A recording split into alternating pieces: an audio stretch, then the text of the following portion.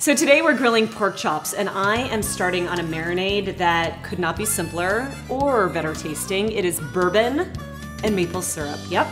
I have bourbon, which by the way, you always want to start with pouring alcohol into a pan that is not hot, that doesn't have the flame on. Then you turn the flame on and you add a little maple syrup. Okay, that was like a lot of maple syrup, but I really like my pork chops sweet and salty and savory. So I have some salt.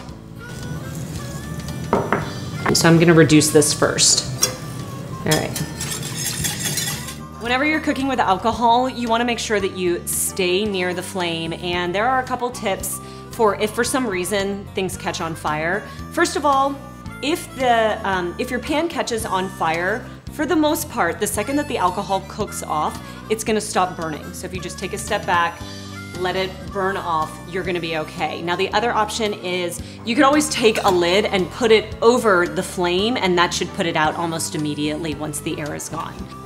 And it's starting to bubble, and what I want is for the alcohol to cook off, and as it does, it's gonna reduce and it's gonna caramelize and be the most amazing glaze for pork chops. So once it's cooked down about half, I add a good knob of butter, and it creates this really yummy caramely sauce.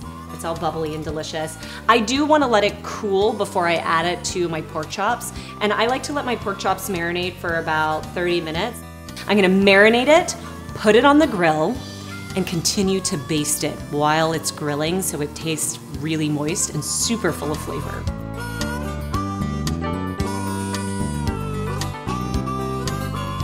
Bourbon, maple, and a meaty pork chop. Nothing left to say. I'm Roni Proter, and for more recipes like these, just go to my website, dinnerreinvented.com.